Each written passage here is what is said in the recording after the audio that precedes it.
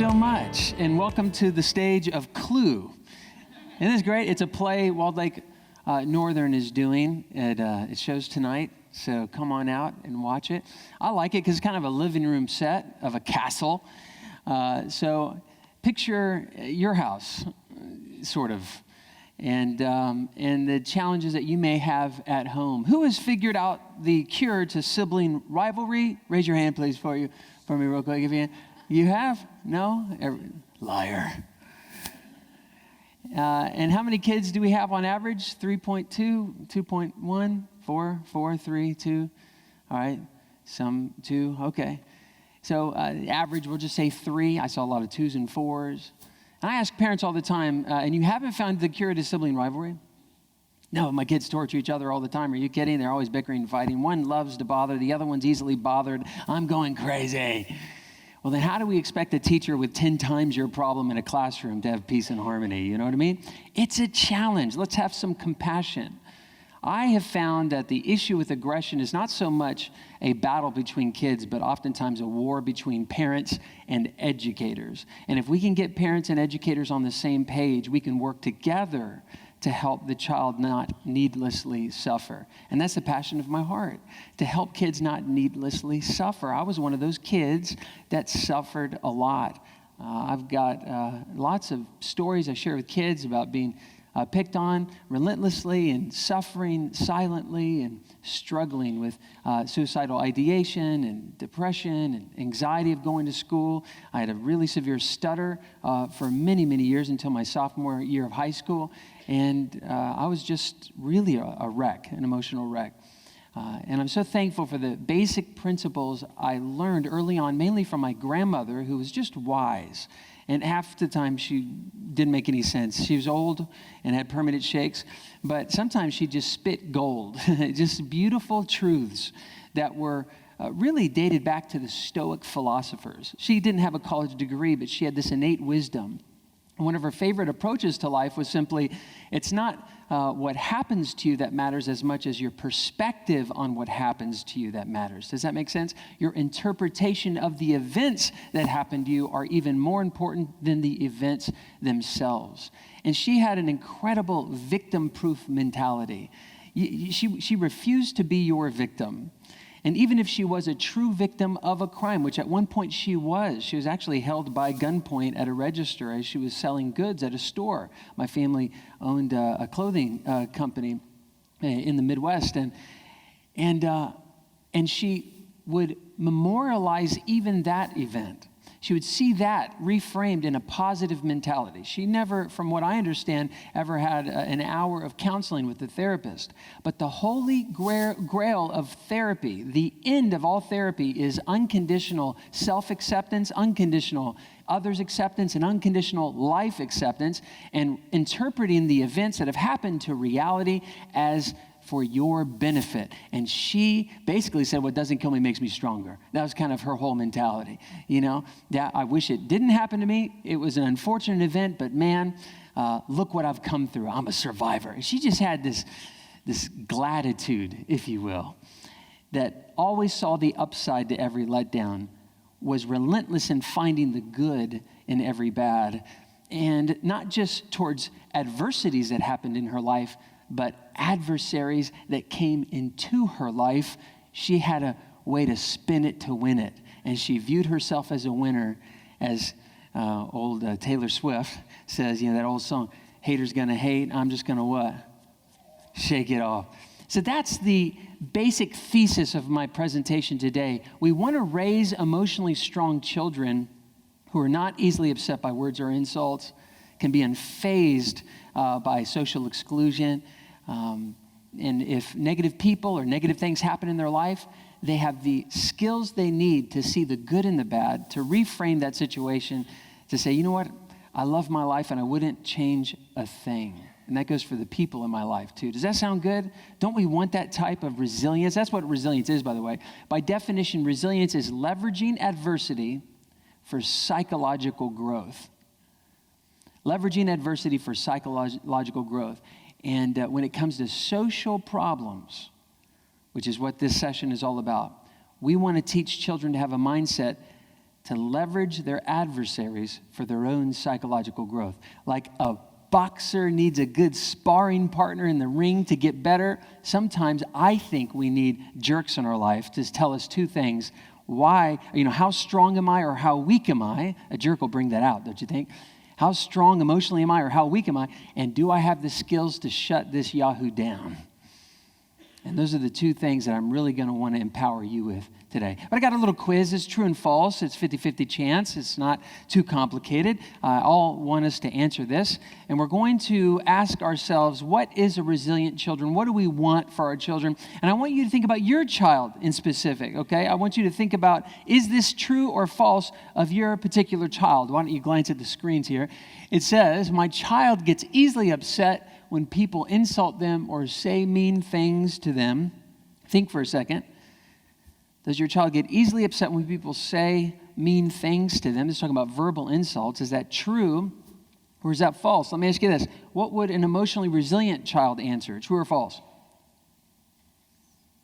False. You got to be nice and loud. What is it? False. An emotionally strong person says, I don't care what you say, verbal insults. Why? Because your words only have power if I give them power. Your words have zero power over me. They're invisible. The only power they have is to hurt the inside, which I'm the boss of. You can't wad up a word, throw it at someone, and give them a black eye. You can with a stick or a stone, but a word can only bruise the inside or emotionally, and for it to reach the emotions, it has to be processed in the mind. This is science. Although one New Jersey kid did ask me, a little brat, he said, hey, but if I hit you with the little dictionary, is that considered verbal assault? I was like, no, dude, you messing with me? Yeah, he was messing with me.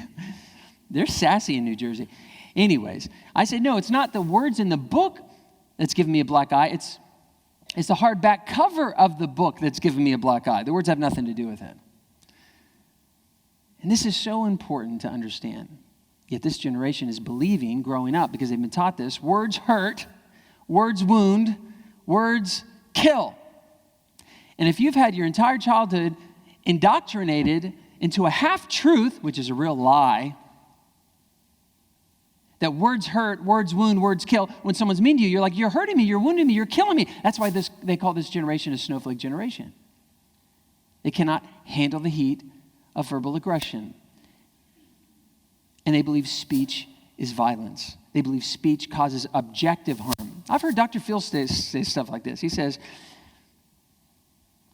bruises and broken bones can heal, but a scar in the emotions can last a lifetime. And I know what he means. I think we all know what he means with good intentions. He's saying that sometimes the words will stick with us for a long time and will haunt us day in and day out, and we will believe the hate. We will drink the haterade, if you will. And we will suffer relentlessly, poisonous, vicious, because the words are venomous and possibly viral. Our whole life can be affected by words. I know what he's saying, but do you realize that's the one-dimensional message that these students have heard? That words hurt worse than a stick and a stone, because broken bones and bruises or blood or barf or premature bathroom, that will all, boo-boos will heal. But a word that can hurt the soul or wound the spirit of a human being can last a lifetime. That's why kids kill themselves over words. But the only reason why kids kill themselves over words or retaliate in aggression and kill someone else over words is because they process those words in such a way that disturb themselves. The words were the activating event, but it was their belief system that ultimately disturbed them. This is very important. This is the foundation of all the aggression I'm speaking about today. We need to teach the truth, the whole truth, and nothing but the truth about words. Yes, words might wound and they have the potential to hurt, but only if you let them. I was debating with a bullying expert on the radio one time. She says, sticks and stones slogan is an absolute lie. Sticks and stones may break my bones, but words will never harm me is an absolute lie. We need to stop teaching this generation after generation to children.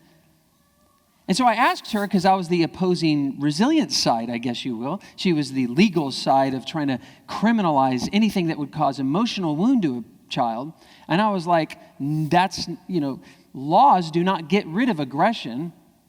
They don't make bullying or whatever you want to call it magically disappear. All it does is make the school liable or responsible to make it disappear. It's a liability issue with the school, but it doesn't actually solve aggression or bullying problems at all. In fact, it increases hostilities because when you take a legal approach to a social problem, you escalate hostility. She says, I don't think that's true. I said, do this experiment. Call the cops on your neighbor next time their dog barks and see how that relationship develops. Instead of having a conversation or a conflict resolution skill set. And she says, well, I just still think that we need, I said, you said it's a lie. Sticks and stones will break your bones, but your words never hurt me. Let me ask you a question. I asked the same lady. What would you rather me do? Hit you as hard as I can with a stick or a stone, breaking your arm in 3 or 4 places, or to call you the meanest word I can possibly think of in my head? She says, I don't understand. I said, it's very simple. Do you want me to hit you with a bat, or do you want me to cuss you out? If you had to choose. She says, well, I guess I'd rather you cuss me out. What's your point? I said, but you're telling children that sticks and stones hurt, mildly, and words hurt worse, and yet you would choose a word over a stick and a stone. You would rather me cuss you out. And you say, but though to children that's worse. I said, it's a contradiction. It's hypocritical. Why would you say a word? She says, because I don't care about what you say. And that's the point, I said, of the phrase. The Sticks and Stones slogan, which was invented in 1863 by the African-American slave community, first published in the African Methodist Episcopal Church pamphlet. It went viral. It was distributed all across the country during the Civil War because they knew their children were about to grow up in a society free from slavery, which is a new world for them, but not free from racism. And now that they had the rights to be protected as a citizen, to be protected from objective harm caused by a stick or a stone, but also because we live in a free country where free speech in this constitutional republic is a value in our First Amendment, the children are going to have to learn to have emotional grit.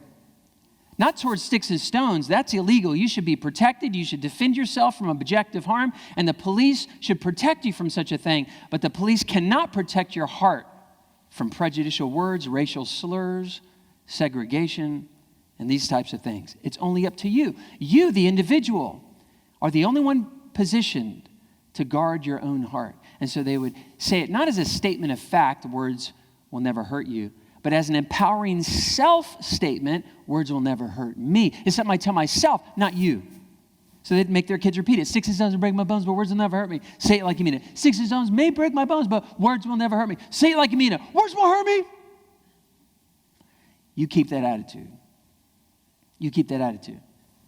And you will be happy because those who have an internal locus of control are the happiest. And those who are controlled externally are most miserable. And do not give your power to somebody else to control you.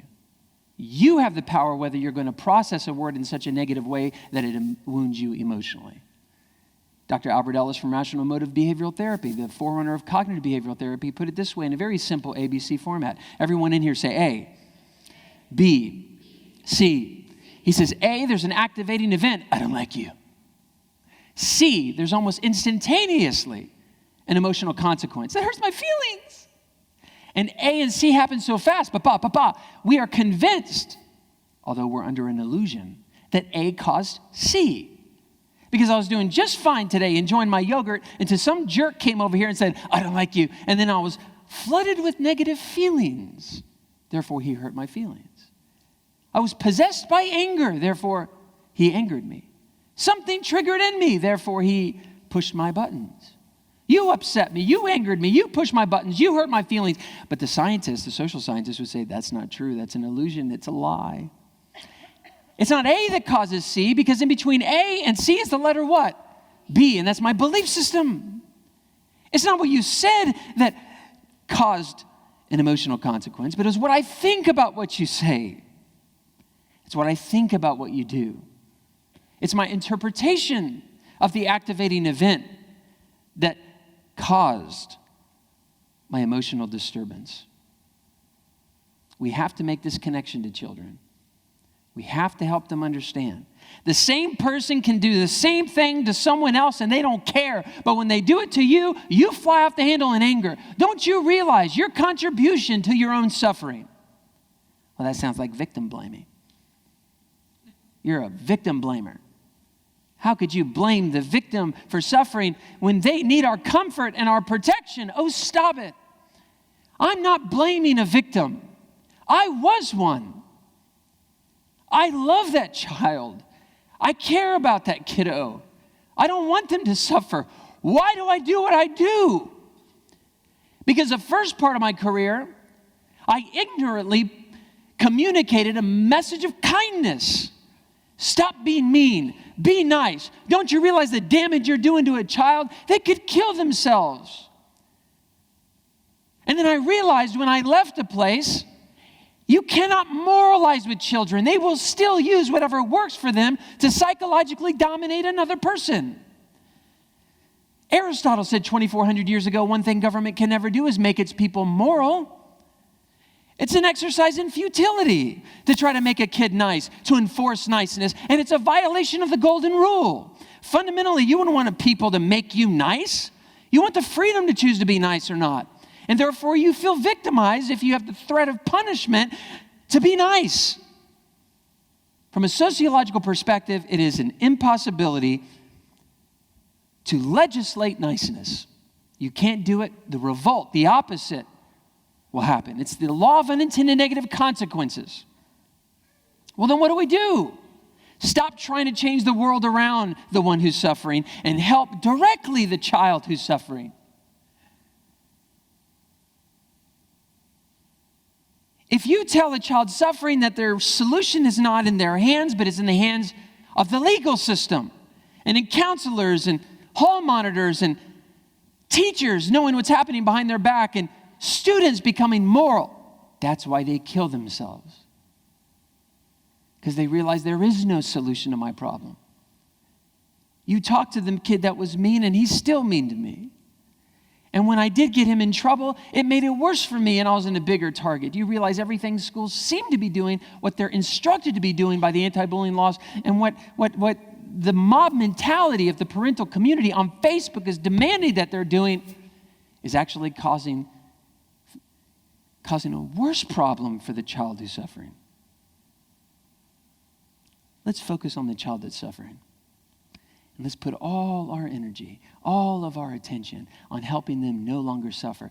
If it's a subjective harm situation, meaning it's subject to what they think about it, then they are the ones that are positioned to stop hurting. I take time with this first question because it lays the foundation of the next questions, the other areas of aggression. So the answer to this is false. False. A resilient child will say, I don't let words wound. And won't it be great when you hear your child say that? Hey, they call me this, but I don't care. What'd they call you? They call me fat. Oh, that's horrible. No, it's not that big. I mean, I am fat. Hey. But it's awesome. I don't have to wear a sweater in the winter. I'm like a human crock pot. I give warm hugs. When someone can take a verbal insult and find the good in the bad, spin it to win it, not allow it to wound them, they're positioned to be resilient and no longer wounded by words. Now, oftentimes, a little note, African-American kids will come to me and say, yeah, but my grandpa told me no one had the right to use the N-word. My parents say there's no right to use the N-word. My brothers and sisters, we all agree the N-word's the worst possible word you can use. I'm using this as an example. And I used to live here in Detroit, and you could still sense the tension going from Detroit to the Lakes area sometimes of the racial tension and the historical divide, and there's some serious wounds even in this community. I know that. I lived here for 4 years. And I wish it wasn't that way. But when I look at my African-American friends and I say, if I know that the N-word will wound you and have psychological power to manipulate you and frustrate you, and I desire to have power over you, what word am I going to use? The N-word. I'm going to use the N-word. Why? Because if I really want to frustrate you and I know that type of word triggers you, I'm going to use that word. The best thing that you can do, in my opinion, is give no words. No words. Not a single word in this language or any other language. No words power. Recognize that the person is ignorant, they're prejudicial, they're not someone you even want to hang out with. You see their game, they're trying to psychologically have power over you, and you're not going to play that. Or as Christina Aguilera puts it, I am beautiful, no matter what you say. Oh, words won't bring me down.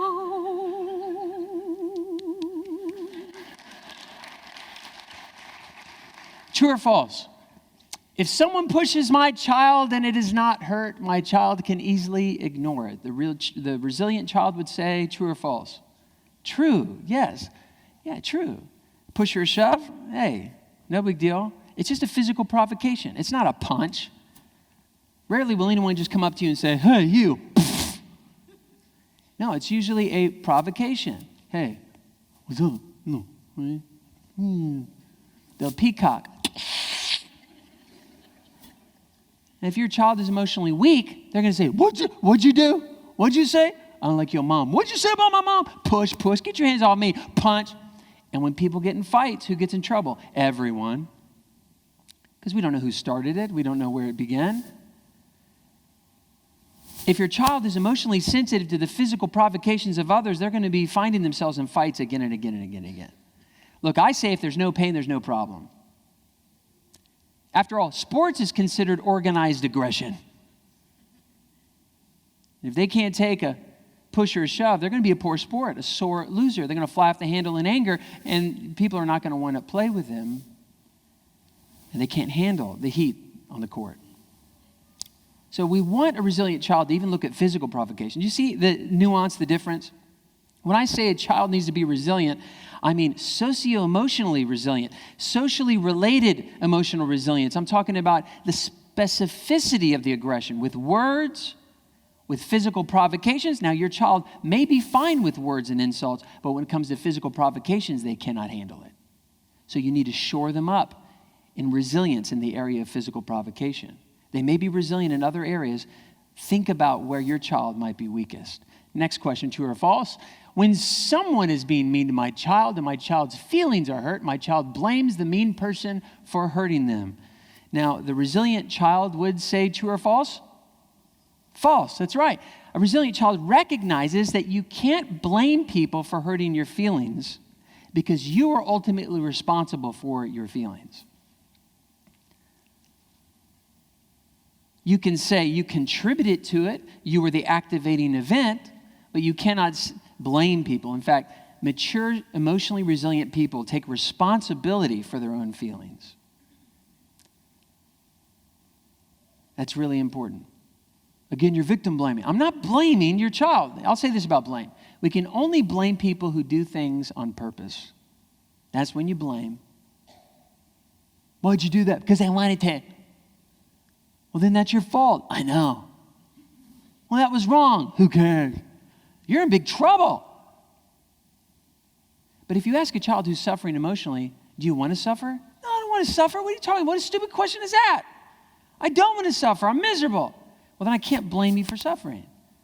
You're not doing it on purpose. But you are responsible to stop suffering. Because whether you suffer or not is up to you. It's in how you process it. This is truth. If you go to a doctor and you're dying and you're not sure why, and the doctor looks at you, do you want him to tell you how you might have contributed to it? Do you want him to tell you the truth, the whole truth, and nothing but the truth? The virus that is raging through your body and the medicine that's needed to eradicate the virus so that you can be free of this illness? Wouldn't you want that? And wouldn't it be immoral if he kept that from you because he was terrified of you blaming him for blaming you for your problems? He didn't want you to say that you were victim blaming. And so he says, well, this is a really sad situation. You're going to die. No, you would say, tell me everything you know in a way that I can understand. Well, here's why you're sick. Here's what's going on exactly. and here's what we can do to remedy it. And you know what? Putting yourself in your home and getting all the illness outside, away, living in a bubble, might extend your life a little bit longer. But if you want to eradicate the root cause of your illness, we need to attack it directly. That's the moral obligation of a physician. It's the moral obligation of a psychotherapist, of a counselor. If you really want to be free of your emotional trauma, let me help you reprocess the trauma in a way that guards your heart. Isn't there a proverb like that? Above all else, the most important thing is to guard the heart, for out of the heart flows all the issues of life. That's one of the wisest men that ever lived. Solomon, he said that. The most important thing above all else, guard your heart, protect your heart. How do I do that? Through my mind, by managing my thought process. So that's what we're trying to do, showing a child how they're contributing to their suffering and how they can stop and ultimately protect their heart so they stop having issues. Next question. My child laughs and enjoys when someone makes a joke about them. True or false for a resilient kid? True, yeah. Bring it. Celebrity roasts demonstrate emotional health. Oh, I just think that's immoral. I just think that's so bad. Why would they just make jokes? Oh, shush. Don't you realize all humor is at someone's expense? And it wouldn't be funny unless someone's the butt of the joke. And when you're the butt of the joke, you don't like it. But when you watch someone else being the butt of the joke, you think it's hilarious. That's not true. Yes, it is. You watched that 5-year-old on America's Funniest Home Videos hit a piñata, miss, and hit his dad's groin, and you rewound, and you shared on Facebook. And you thought that was the most hilarious thing ever. You sick person, you're a hypocrite. All humor is at someone's expense. Even your child can make a joke, but can he or she take a joke? An emotionally healthy person can make and take a joke, is comfortable with their flaws, know it's going to be exaggerated for a punchline, and has a comeback or at least a laugh in response when they're made fun of. So it's really important to help our children have a good sense of humor. Show them roasts and how the celebrity loves being the target of all his friends making fun of him, and at the very end, he goes up and makes fun of all his friends, and they're crying and hugging each other. They love each other. It's not hate. Next question. So my child needs people to help them if they are not getting along with others. A resilient child would answer true or false. False. They know how to solve their own social problems on their own. But what do we tell children? If you have any problems, you report it, and you come to me and I will punish it. I don't mind children telling teachers or parents about their social problems. I'm a huge advocate of that. Don't for a second misunderstand me. I am never suggesting a child suffers in silence. I'm saying he or she should communicate to a teacher or to a counselor, to a vice principal, administrator, or a parent, but not in the spirit of getting their enemy in trouble, and not in the spirit of asking them to solve their social problem for them. We wouldn't do that with reading. Will you read my book for me and write a report? We wouldn't do that with writing. Can you finish this essay for my science class? We wouldn't do that with arithmetic. Will you please do all this 5 pages of front and back of homework it's due on Monday? We say, no, you're going to solve your own math problems, your own science problems, your own reading problems. Reading, writing, arithmetic, we would never in a million years think of doing the homework for our children, right? Parents, you wouldn't do the homework for your children, right? Well, why do we think we can solve their relational problems? The fourth, and I think most important, are you tell me when someone's being mean to you and I'll take care of it. That's not a good teacher, and that's not a good parenting approach.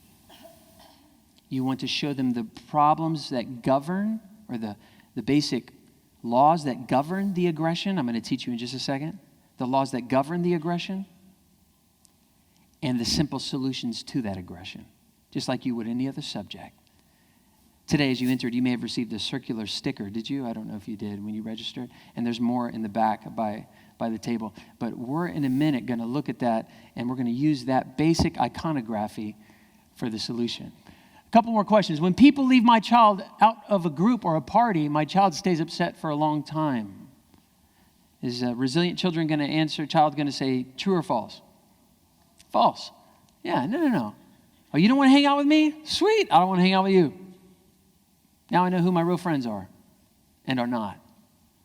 You're not going to invite me to your little cool party this weekend? No big deal. More time for Minecraft. Ain't no thing. It's all good. I'm going to hang out with my true friends. Even if they're not at school, I'm talking to them on the game system. Or they're in my neighborhood. Or I like hanging out with my parents. My parents are my friends. So I love it when a child is not living for the approval of other people. That's a resilient person. Do you know the root to all neurotic thought is really two things? I must perform well and receive approval from important people, or I'm inadequate. I must perform well, perfectionism, and receive approval from important people, approval addiction, or I'm inadequate, poor self-complex. That's a child who's starting to become neurotic. You're like, that's me though. That's how I live. Well, that's where they learned it. I love you.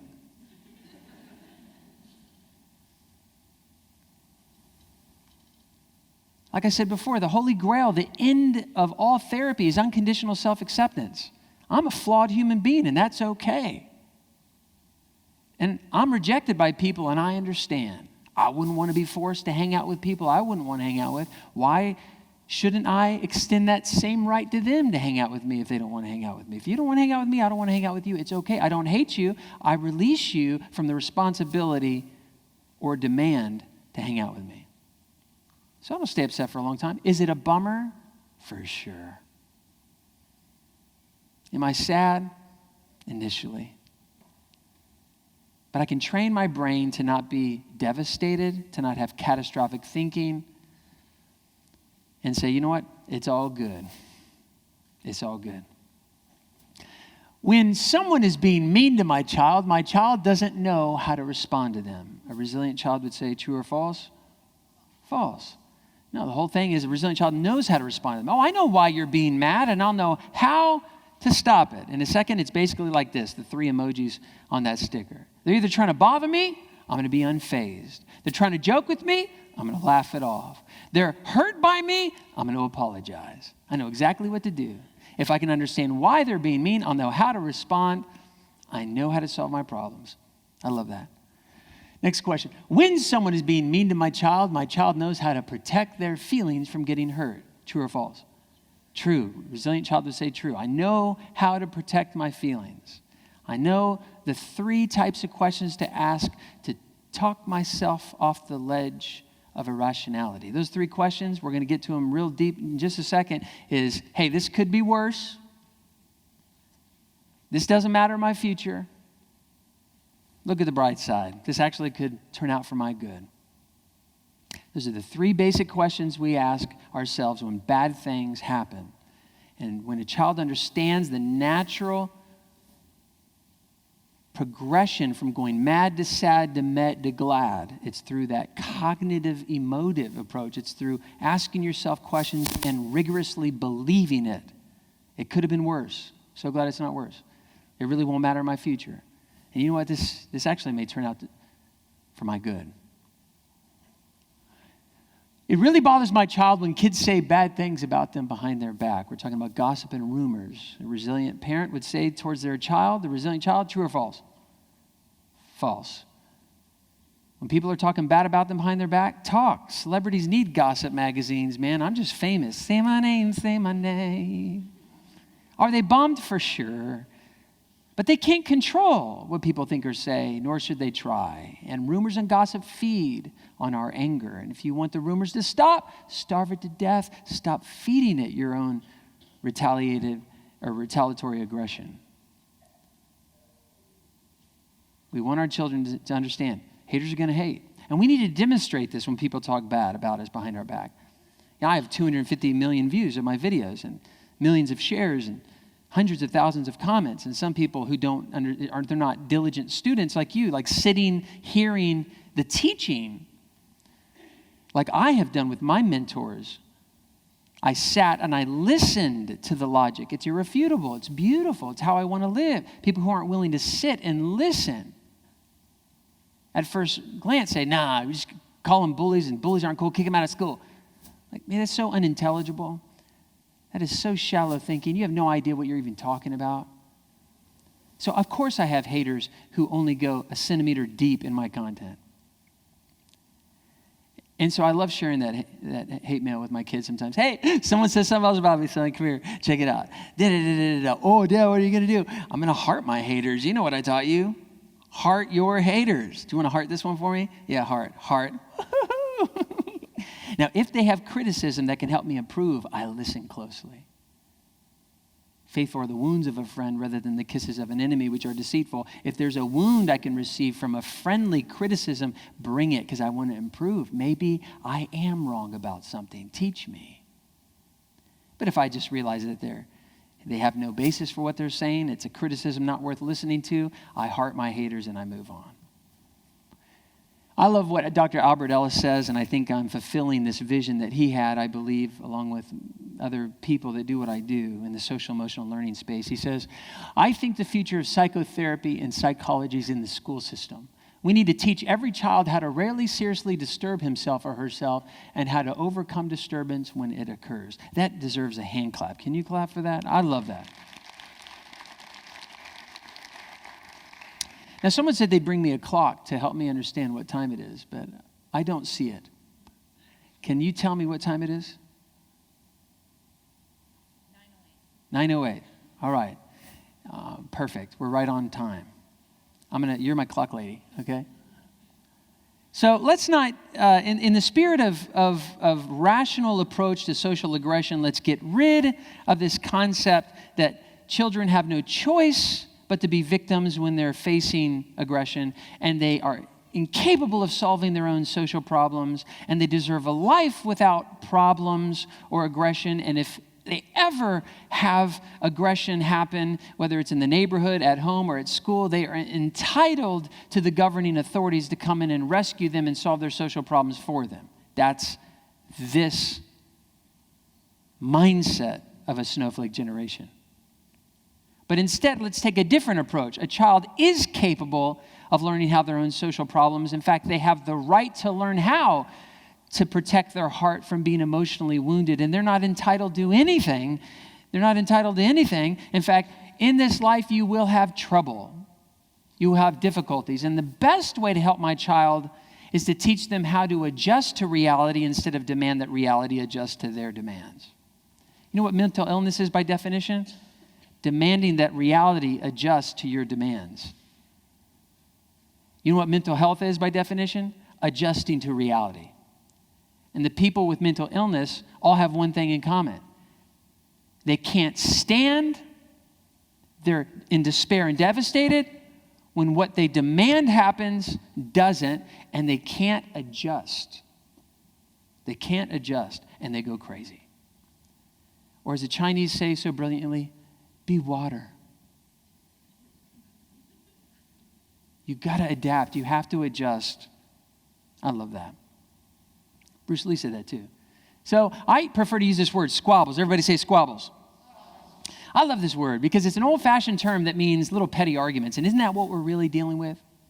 The quiz I just gave you is talking about squabbles. Name-calling, physical provocation, social exclusion, gossip and rumors.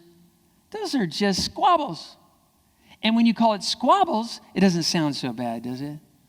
In fact, it sounds very manageable. I like what Mr. Rogers says. If it's mentionable, it's manageable. I like to specifically say, what did they do to you? Did they A, say something to you? Did they B, do something to you? Did they C, say something to someone else about you? Or did they D, do something with someone else without you? I call this the meanest matrix. Oh, so simple. What did they do? They bullied me. We don't use the word bully. Why do you have a squabble? Because if you say bullying, it's like, oh, a crime, because it is a legal term, which should have never made the books of law. It is a legal term that should have never made the law books. No sociologist worth his salt will even use the word. Because it tells me nothing. It's like the word abuse. It's 100% subjective. How can you have a subjective concept become law in concrete. That's why in the court of law, they have a very difficult time to say, was that bullying? And so they've tried to put handles and pegs on this whole thing called bullying, and it's not worked. They said there's three things. It must be an imbalance of power. Well, how do you psychologically measure someone's psychological power? Can you give them a test, some sort of scale that says, oh, clearly you score higher in psychological power than you? There's no such scale. It's impossible. There must be an imbalance of power. And because of that, bullying is in a totally different category. It is not conflict, because conflict is a balanced power. Y'all, that is crazy talk if you just think about it for a little while. What you're calling bullying is not peace and harmony. It's not love and kumbaya. It's a conflict. No. Bullying is worse than a conflict. They call wars international conflicts. What could be worse than a war? Bombing people and stuff. It's a conflict. Someone's not happy. It's conflicting. It's a conflict. It's an absence of peace. Power has nothing to do with it. And by the way, no one ever has the same psychological power. We're as unique as our thumbprint and DNA. And there's no way to measure our psychological power. But what they mean by that when they say bullying must be an imbalance of power, what they mean by that is that someone feels hurt and the other not so much. And so the one who feels most hurt is obviously, in their shallow perspective, the victim. And the one who's not so much is the bully, which is ridiculous. Because if you ask the aggressor, as I prefer to call, if you want to call him something, I say, why did you do that to her? And say that to her, because she did this to me, because she did that to me. Oh, so you're not a bully? I'm not a bully. You feel like a victim? I'm a victim. They actually identify as a victim. The worst acts of violence are coming from a victim mentality. That's homicide, which we would call a bully, and that's suicide, whom we would call a victim. But both of them have one thing in common: trying to resolve their problems because they feel victimized. I'm not saying they're the same person. I'm not saying they have the same morality or ethics. Don't misunderstand me. But I'm saying the victim mentality is the same. There's anger, there's hatred, there's desire for revenge, there's feeling of wrong, there's feelings of helplessness, there's no more resolution to their problem, so they're going to take it out in their own hands to solve it in a way that they haven't yet, through suicide or homicide. They want to stop feeling bad. So bullying is just, the imbalance of power doesn't work, all right? It's not sound. There's nothing scientific about it. Well, the second thing is, intent to do harm. Imbalance of power, intent to do harm. Intent to do harm. Well, the only person that knows their intent is the person who did it. And you think his lawyer will allow him to admit that, yeah, I did that on purpose. I intended. It was premeditated, and I liked it. No, of course not. He's going to, again, identify as a victim, saying he just was reacting most of the time. Sometimes there are true sociopathic, soulless, antisocial behavior, mentally ill in a personality disorder of the DSM-5, people who love the sick sadist satisfaction of seeing someone suffer. But for the children we're talking about, most children, no. The intent was to try to, yes, have power over that person because they don't like being on the low end of the social spectrum, so they're just trying to jockey for a higher position of, you try to win the argument, okay? This is why people end up in divorce, because the person who says, I can't seem to win, so I'm going to leave. Whatever I have power over, I'm going to use. Because you seem to have more power over me, and I can't have power over you, so I'm out. And half of all marriages end in divorce.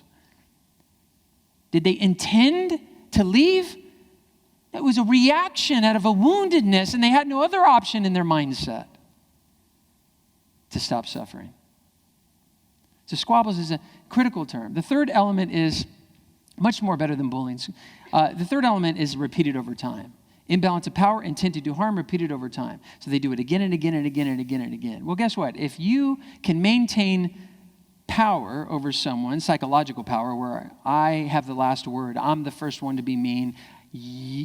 I'm coming from a wounded place and I'm just reacting. You always want to be, and you try to maintain that over time. If you have interaction day after day with the same person, they're going to maintain that power differentiation. Someone's probably weaker and they're maybe a little more savvy and stronger and crueler. And so, yeah, they do repeat it over time. So it is true there's an imbalance of power and there's intent to do harm and repeat it over time. But when you go to physics or law or concrete, right, wrong, proof, it falls apart.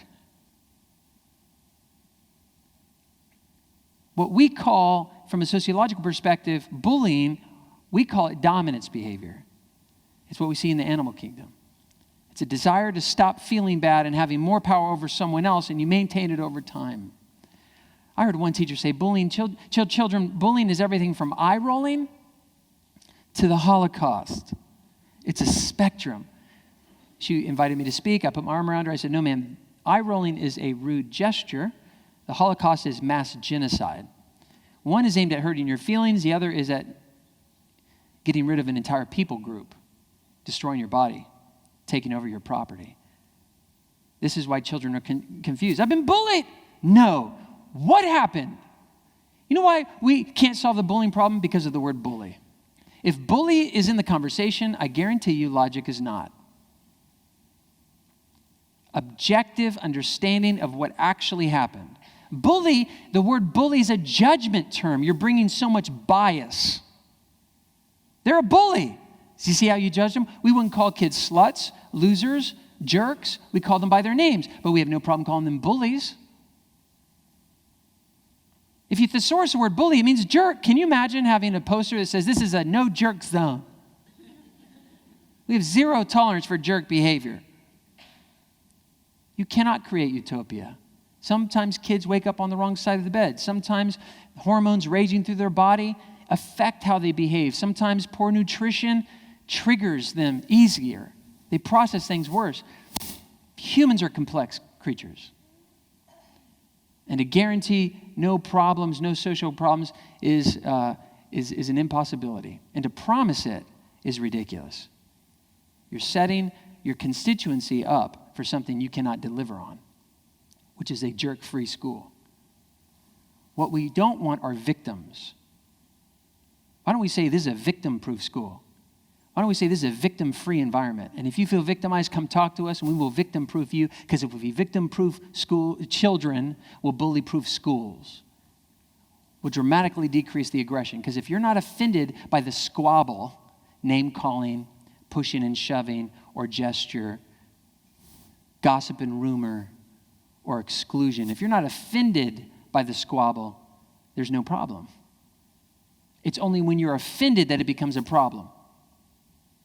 And so we want to get rid of our offendability. It'll serve you well in life, especially online, where there's all kinds of venomous things. So don't you like that? This is called the meanest matrix. The top left quadrant is verbal direct. The top right quadrant is nonverbal direct. The lower left quadrant is verbal indirect. The lower right quadrant is nonverbal indirect. So it's exclusion. And we could build up our resilience to all four of those. And every complaint a child will ever come to you, you first have to ask what happened. Don't let them get away with calling it bullying. Don't let them say, I've been bullied. We're not going to get into, is it imbalance of power, intent to do harm, repeated over time? We're not going to get into that nonsense. It's a distraction. What happened? Did they call you a name? Did they criticize you? Did they lie to you? Did they throw a gesture at you? Did they push or shove you? Did they flex? Did they rumor or gossip or troll online? Or did they exclude or ignore, or are they avoiding you? Those are the 12 items that children will always complain about. And they don't have to suffer from those. Always ask what happened. The second important tool is to understand, how do you feel? Everyone say, how do you feel? The question is, are you mad? Are you sad? Are you meh? Or are you glad? Am I glad that this happened? What are you talking about? No, I'm not glad this happened. I understand you're not there right now. I'm mad that this happened. You're right. And if I ask you to go from mad to glad, that's another problem called bipolar. I shouldn't encourage that. But there is a spectrum here to talk yourself off the ledge of irrationality. There are 3 questions in between each stage of emotion. If you're mad, let me tell you why you're mad, son. Because you have demands, boy. Demands. You see his fists right there? See how angry he is? He's demanding. If you're rigid, you'll break.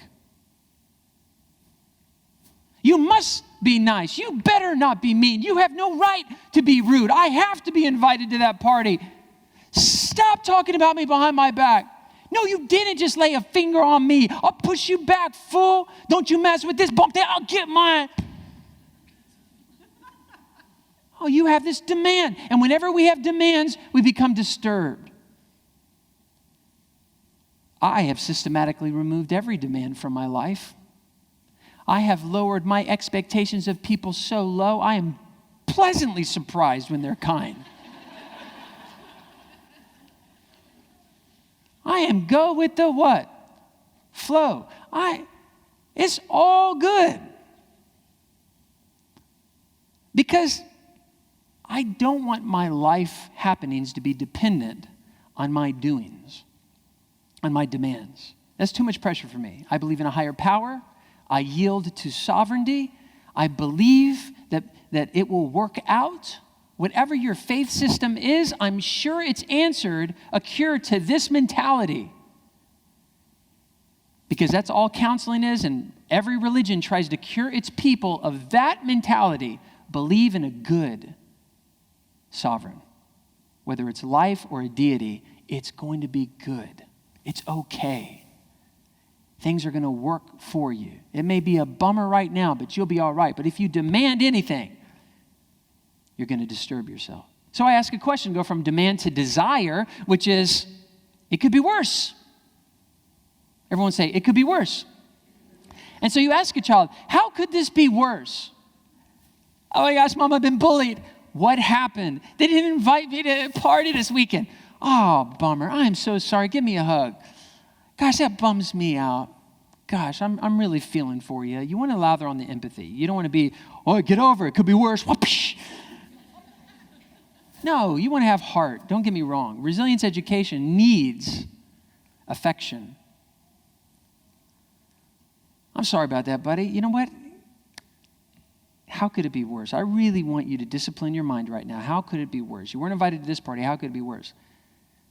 Well, I guess everyone could have been invited except me. That's right. Other kids were not invited. You're right.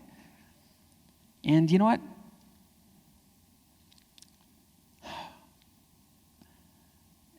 Are there other parties you're going to? Yeah, there's other parties I'm going to. There's other places you're invited to? Yeah. So I guess it could have been worse by no one ever inviting you to any party, right? It's just a one party. Let's keep this in perspective. But I must be invited to that party. You can't deal with a manic child. So you may want to have that conversation and ask that question when they're licking an ice cream cone or on a drive to a park in the car with their little chill music on. You do want them to kind of chill a little bit before you ask them, how could it be worse? But that's a critical question. You want them, some sort of question around comparing themselves and their situation to something else that could be worse. And by doing that, you lower, cognitively, you lower the threshold of their rock bottom. Right now, they're at rock bottom. You need to show them, no, buddy, rock bottom is actually a lot worse. This is not rock bottom. And by lowering rock bottom, comparing yourself to someone else, to something that could have been worse, you already raise your emotional mentality and say, I guess it's not that bad. It's not the worst thing that could happen to me. My wife does this. She's a quadriplegic. She had a injury doing a double backflip on a trampoline when she was a freshman in high school, and she was paralyzed from the waist down. She's got some upper body movement, but she's stuck in a chair. And when I first met her, she had this mentality. This is such a bummer. You're paralyzed. I'm so sorry. She says, well, I could be blind. I compare myself to people who are visually impaired, and I think that is a more difficult disability than what I have to go through. I'm so thankful for my sight. At least I have a couple friends. Yeah, I'm not being invited to that party, but at least I have friends that do love me. I know some people who don't even have a single friend. That would be worse. You see what I'm saying? You live this way. A child needs to be taught to think this way. The second one is sad. That's where you have a desire. Please, please, please, please, please, please, please, please, please, please. Not a demand, but a desire. Please, please, please, please, please, please, please, please, please, please. I want to go so bad. Please, I want to go. And the higher your expectations, the harder their fall. The more desire you have, the more letdown you experience. Please, please, please, please, please, please, please, please. We want them to be whatevs, meh. We're glad they don't have a matitude, but they do have a saditude. And so what do we ask them to go from sad to meh? We say, hey, will this really matter in your future? Everyone say, will this matter in my future? You want to have the conversation, whatever words you want to use, you want them to come to the conclusion in that conversation that it really doesn't matter in the bigger picture. You need to zoom out and get some perspective. Like my wife, who was paralyzed. Does this really matter in your future? It's horrible. I remember talking to her about this. You'll be paralyzed for life, like there's no cure? And she says, oh, this isn't my future. What do you mean? Yeah, I won't be able to walk on the beach, but in heaven I get a new body and it's going to look good. And she actually is connected. It's her coping technique. Whether you disagree or not, I don't give a flying flip. But she actually believes that if she suffers with a good attitude, it's going to help her actually in the afterlife. This light affliction is just for a moment, but it's working in me of far and exceeding eternal weight of glory. And she's so believed and convinced in that in her bad days, she's able to just cut the baditude up the attitude. This is okay. I'm going to be all right. It's not forever. And that's what we want to do. They didn't invite me to the party. Well, you know what? Remember you weren't invited to the other party like 6 months ago? When was the last time you thought about that? 6 months ago? And you're going to forget about this too. It's really not going to matter in your future. And so they'll be less sad and more meh when you can convince them cognitively that it really doesn't matter. Oh, I guess you're right. But then we want to take them another place, and that's from meh, I don't care, to actually glad. And that's by asking this question: how could this turn out for your good? Everyone say, how could this turn out for your good? Sweet, I'm going to play Fortnite. Sweet, I'm going to have time for Minecraft. Sweet, my parents are going to take me out. We're going to go do a fun thing. I don't need to be at that party. It actually frees me up to have more fun. They're talking bad about you. It could be worse. It could be in like New York Times front page. I mean, these kids have like a limit to their reach. It's not like it matters in my future. Even if it is online, I'm going to flood online with awesome news by doing great things. And that'll bury all those stupid posts. And you know what? This could be a good thing. I need to get used to what it's like being targeted by hate, because I'm going to be rich and famous. And rich and famous people are targets all the time. And the higher I rise, the more they want to see me fall and fail. Doesn't kill me, makes me strong. Man, this is actually a good thing. It's an opportunity for me to learn how to deal with mean people. You can't always get a kid to the resilient mark, which is a gratitude. And I'm okay if he's in the middle, where he's sometimes sad, sometimes meh. It's okay to be there. But if you really want a resilient child, always push them to seeing the good and the bad, the upside to the letdown. That's what my wife does. You're in a wheelchair, just so sad. I remember the first conversation I had with her, she went through this process because it was her own coping technique. We all end up doing this, but kids have to be systematically taught. I said, it's really sad. You're in a wheelchair. She says, well, I get great parking. I mean, it's fantastic, actually. There's like a lot of perks. I get on the front of every roller coaster. It's not that bad. She sees the good and the bad. There's an upside to the letdown. We need to have this approach with social aggression. So they called you a name. So they gossiped about you or pushed or shoved you. Yeah, how could this be a good thing? I'm proving to him that his pushes aren't going to do anything. He'll leave me alone. But now let's get to really the heart of the squabble system. Now that they're in a better mindset, We know exactly what happened. We help them feel a little better through a simple conversation. Now they're ready to find out why someone was mean and how to solve it. This is called the triple threat trifecta.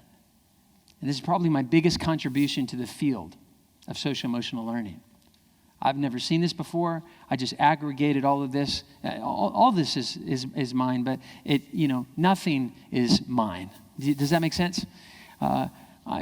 School psychologist Izzy Kalman was one of my big mentors. Dr. Albert Ellis was his mentor, and in the field of psychology is I eat for breakfast, lunch, and dinner. I mean, but this is something I put together, and it seemed to really help. I hope it helps you. There's only 3 reasons why people are mean to you. They're trying to bother you, joke with you, or they're hurt by you. That's the why. Everyone say why. And the why is the bullseye of the problem. If we figure out the why, we'll know what to do. Sometimes we don't know what to do. We don't know why they did it. So we try to protect the child and we just say, okay, well, let's just keep you away from the situation. But that's not helping the child. Helping the child is saying, here's why you're having a problem and here's how to solve your problem. We do that with reading, writing, arithmetic. Now I'm suggesting we do it for relationships. Are they trying to bother you? Is that their intent? Like this? I hate your guts. Shut up. Never. That's hurting my feelings. That's the point, dummy. Stop it. No. Why do you think he's doing that? To bother you? Joke with you? Or because he's hurt by you? I think he's trying to bother me. Yeah, and when you're bothered, do you feel like a winner or do you feel like a loser? I feel like a loser. That's an important question to ask. Do not let that slide by. Winning and losing. Frame bothering aggressions in terms of winning and losing. Children are conditioned to desire to win. And framing a bothering aggression is what we call bullying today, or this is what we call dominance behavior in the field of sociology, is about winning and losing. And if I have power to hurt your feelings, power to make you angry, power to upset you, I win, you lose. So you feel like a winner or a loser? I feel like a loser. Yeah, that's right. When you get upset, you feel like a loser, right? Yes, I feel like a loser. And how does he feel when you feel like a loser? He feels like a winner. Do you want him to win? Never. Do you want to be a perpetual loser? Of course not. Dude, then don't get upset. Everyone say, don't get upset. This is how you get a person who's trying to get you upset, feels like a winner when they upset you. This is how you get them to stop. And the second phrase, don't get upset, treat them like a friend. Treat them like a friend. You don't have to be friends with them, but be friendly to them. It'll freak them out. I hate your guts. That's nice. You smell like body odor. You need deodorant. Thanks for the information. Your face is ugly. You have a face of an angel, sweetheart. I hate you. I love you. He'll leave you the heck alone. If you didn't get upset and you're actually nice to him, would he feel like a winner or a loser? He would feel like a loser. And how would you feel? I'd feel like a winner. Then let's do that. But I'm just not very articulate like you. I'm not an improv champion. What if he says something like really smart? All right, if you can only say one word, say this. Everyone repeat after me. So.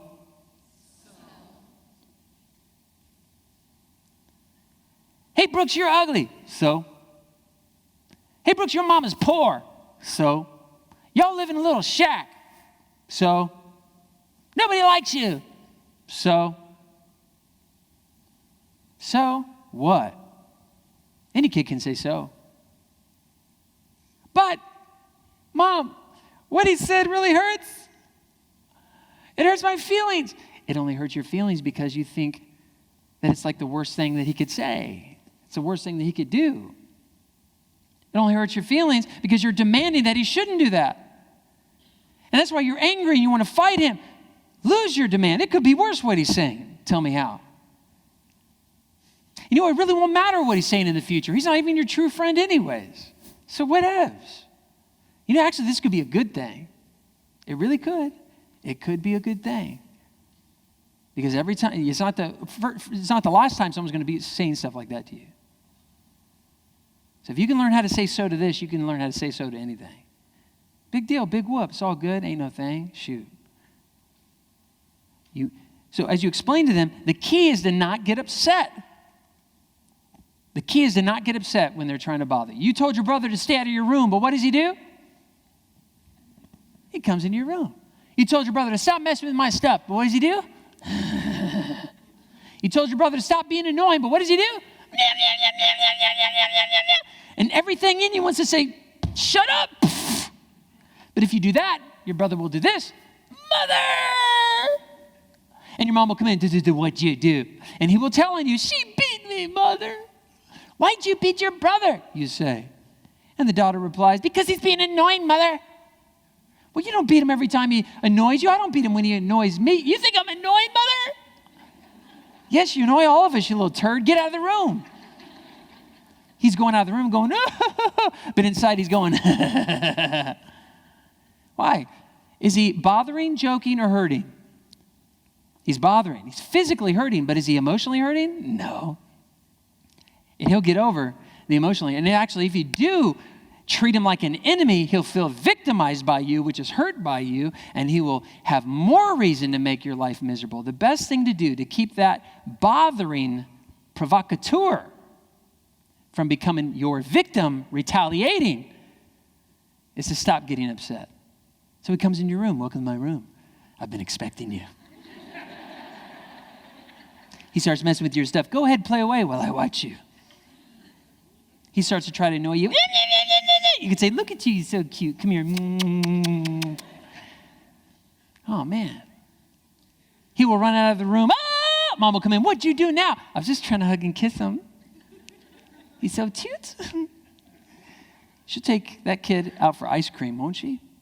When she starts to see that my child's not easily bothered by this little provocateur in the home. And this is the toxicity of sibling rivalry, is one loves to bother, the other one is easily bothered. And so what do? Like idiots. I'm one of them, I do it sometimes. We think moralizing with the dominator, with the aggressor, that red face, moralize, you shouldn't do that, you should be nice. Don't you know anything about the golden rule? But that's the wrong door. That's the front door. That's not how you get into this house. You got to go around the back door and empower the one who feels wounded, who feels weak.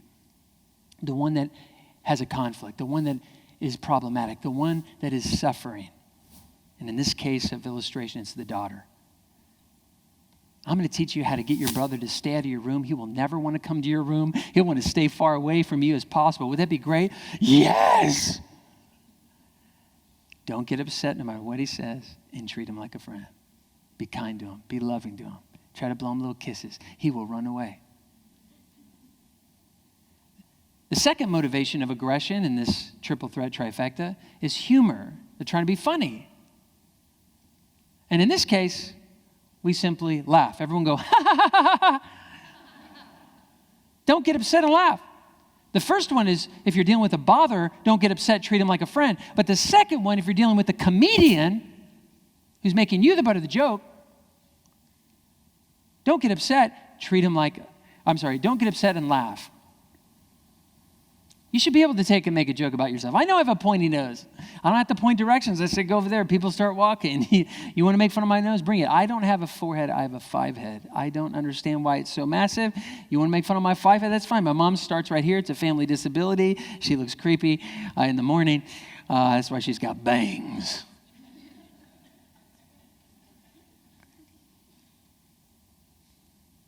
Laugh.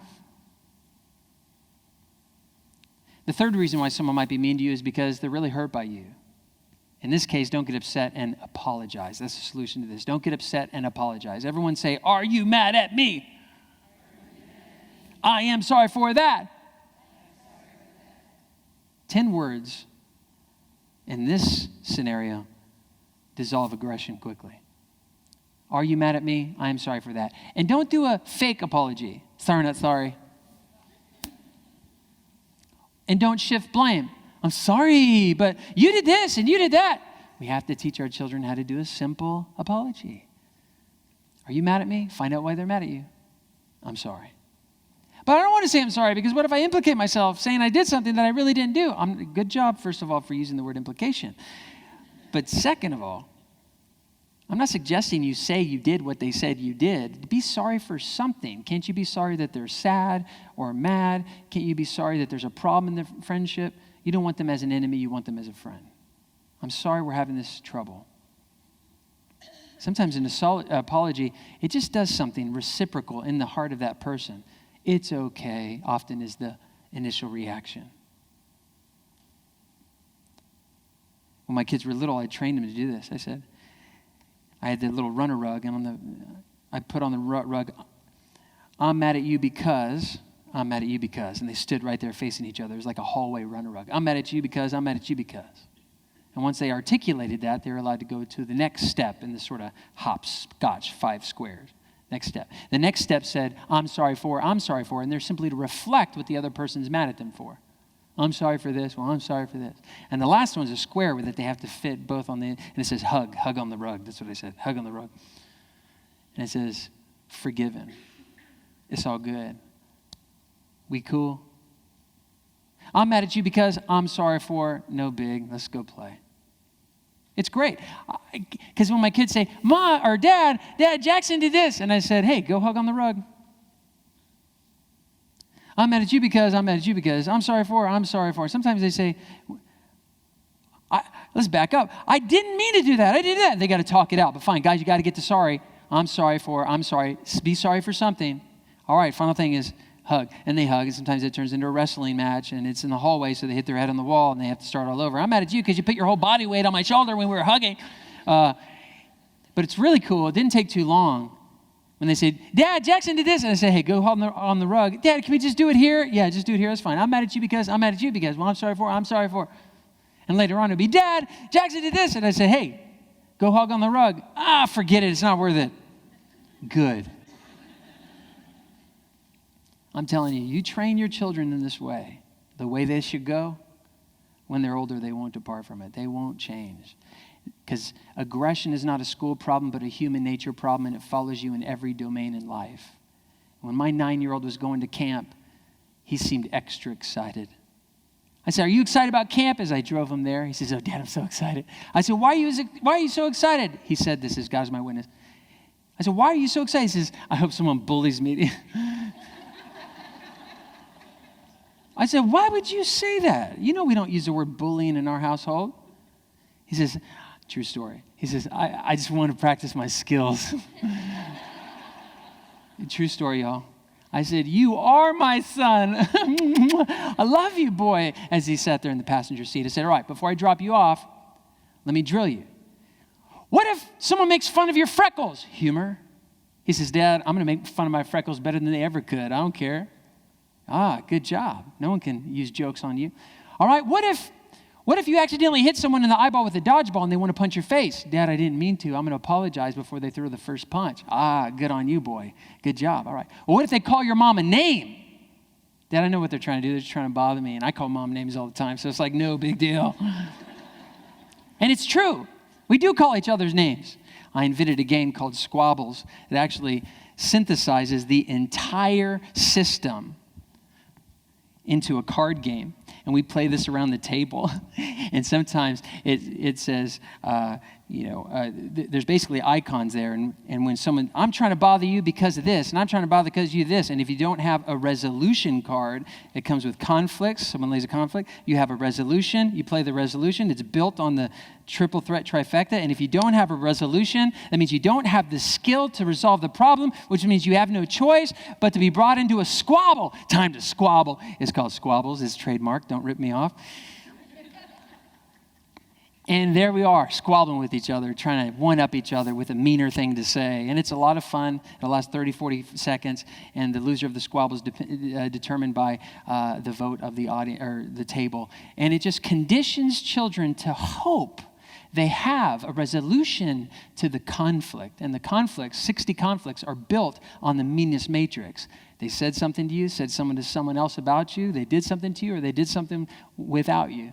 It's all the conflicts are built on this whole entire system, and it challenges them to want to have and match a resolution for the particular aggression that they're facing, and they have to listen for what aggression it is. And there's an emoji matching element. It's for 6 years old and up, and I take a playful approach to such a painful problem. Thank you for listening. I hope you enjoyed today.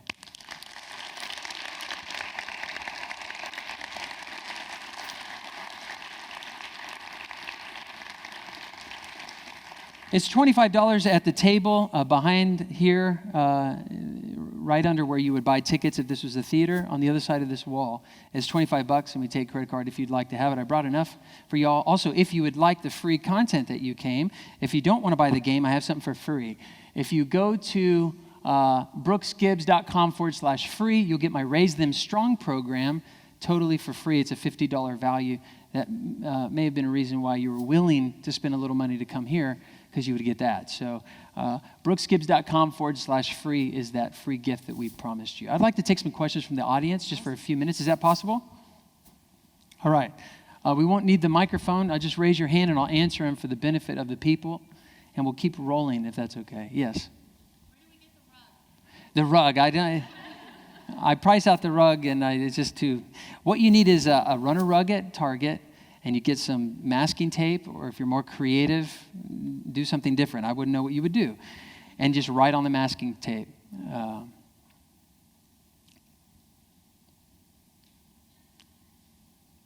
Someone else has a question for me.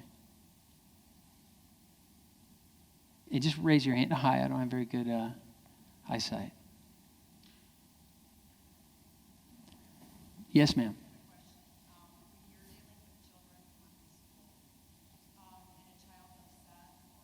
Mm-hmm. What if they shut down and they don't answer your question? How do you do that?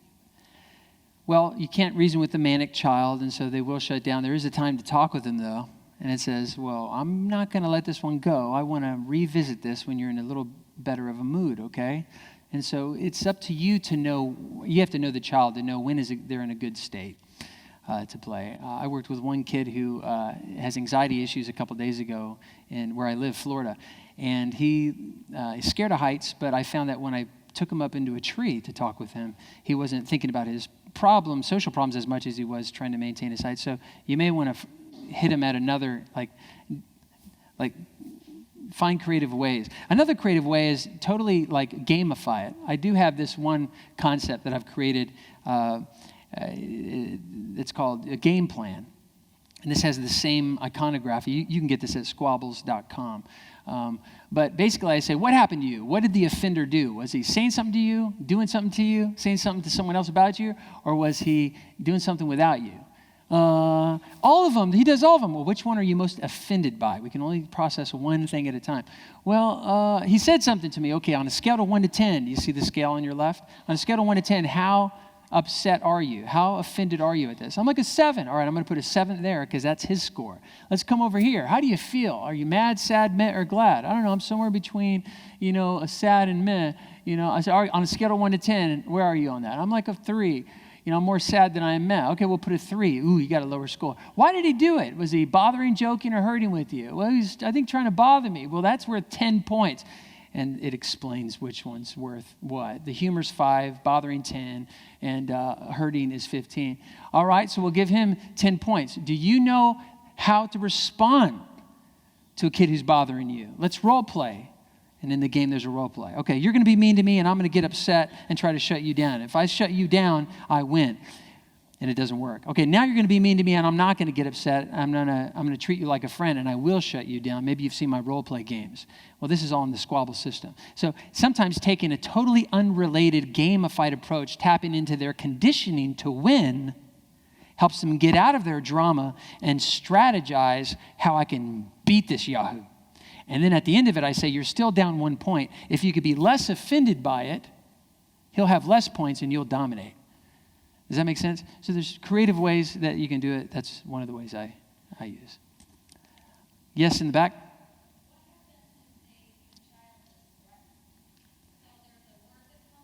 Yeah. Yep.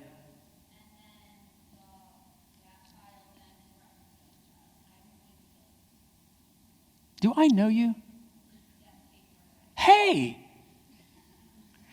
So the best predictor of future is past. So if they have a history of aggression, then we should take that threat real. And a threat of real violence should be treated like an act of real violence. Make sense? So we do need to have some discretion, as any cop would, as any judge would. Threats of violence are not protected by the First Amendment to the Constitution because they have the threat of causing objective harm to body or property. So even if a kid gives an empty threat, I'm still going to discipline him. I'm not using the word punish. His punishment is just one little sliver of my repertoire of discipline. And if disciple means student, discipline means education. So I'm going to find what education piece this child needs to understand. It may just be a talking to. And understand that you cannot have threats of violence. And there's other ways to communicate how you feel. And it's best that you're not even offended by that person because you felt victimized by them, didn't you? Yeah, I felt victimized by them. That's why you wanted to one-up it, to hurt them. You know, anger, hatred, and revenge are victim characteristics. So let me help you feel less offended by that. So I will talk to the aggressor. For example, I'll move him across the emoji meter that he's not as offended by the aggression. And for the child who was targeted and it was threatened, I would say, how did you contribute to the aggression that it got that high up? It's probably that they were offended.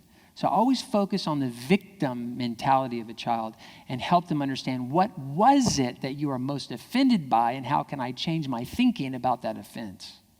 But I'm not going to bring cops and all kinds of, not even a parent meeting is not even necessary. Letting them know what's going on and how you're handling it is necessary. But making it a big to-do may actually increase hostilities. So I want him to say, do you understand that was wrong? You're not going to give the threat of violence again. And if you do, then we're going to take another step of in-school detention, potentially in-school suspension, whatever you have to help that child understand the boundaries. I got to let you go. I wish I was faster of a communicator and gave you more content in less amount of time, but let me just close with this. The word bully was invented in 1560, and it meant love. It's a Shakespearean term that meant I bully you meant I love you. It was the greatest way that you could communicate affection for your most dear. Come meet my bullies. I bully you. We bully you. Come meet my loved ones. 100 years ago, it meant good, bully for you. It was benevolence. It was generosity. They called the White House a bully, what? Pulpit. Teddy Roosevelt called it that. To do the most good on the planet. That's what it meant. The White House is the platform to do the most good. It's the pulpit in which we can benevolently give to the world. But today it means enemy.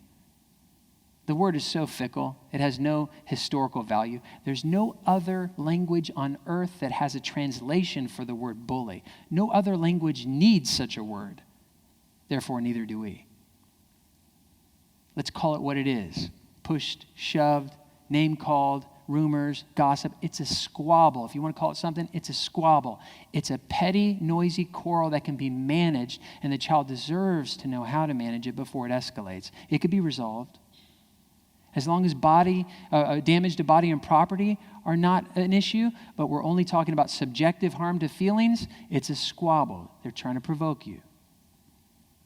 But I find it ironic that the modern word bullying has an ancient solution in the origins of the term, love your enemies. Do good to those that hurt you. It's the golden rule. Don't treat them the way they're treating you, but treat them the way you want to be treated. You want to be treated like a friend, so don't get upset. Treat them like a friend. Don't be friends with them, but be friendly to them. And they will leave you the heck alone. God bless you all. Thanks for listening.